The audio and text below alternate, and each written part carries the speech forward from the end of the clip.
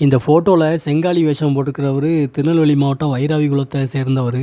இவர் வந்து ஒரு தசரா குழுவை வச்சு நடத்திட்டு வர்றாரு. இவர் மட்டும்தான் அந்த தசரா குழுவில் காளி வேஷம் போடுறாரு. 2 வருஷம் காளி வேஷம் போட்டிருக்காரு. 3வது வருஷம் அவரால் வேஷம் போட முடியல. ஒரு தடங்கல் வந்து அவர் கோவிலுக்கே போக முடியாத அளவுக்கு இருக்கிறாரு. அந்த வருஷம் வந்து யாருமே காளி வேஷம் போடுறதுக்கு இல்லை, இந்த வருஷம் தசரா செட்டு காளிப்பறம் எதுவுமே வைக்க வேண்டாம் அப்படின்னு சொல்லி அந்த ஊர் மக்கள்லாம் சேர்ந்து முடிவு எடுக்கிறாங்க.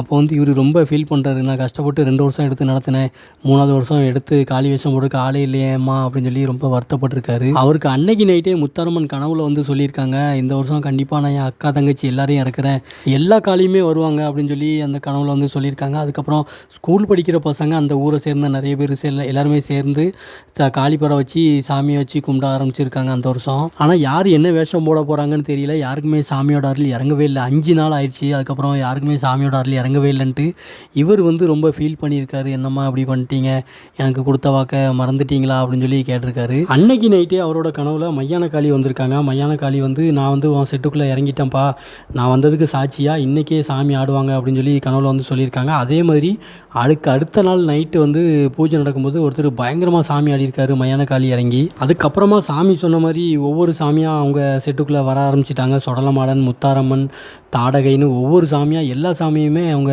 செட்டுக்குள்ளே சாமி அருள் இறங்கி ஆட ஆரம்பிச்சிருக்காங்க. அதே மாதிரி எல்லாரும் வேஷம் போட்டு ரொம்ப சிறப்பாக கொண்டாடி இருக்காங்க. ஒருத்தர் மட்டும் போட முடியாமல் கஷ்டப்பட்டுக்கிட்டு இருக்கமே அப்படின்னு நினச்சிட்டு இருந்த இடத்துல எல்லா சாமியுமே சாமி சொன்ன மாதிரி இறக்கி கொண்டுட்டு வந்தது ரொம்ப ரொம்ப ஆச்சரியமாக இருந்தது இந்த ஊரில்.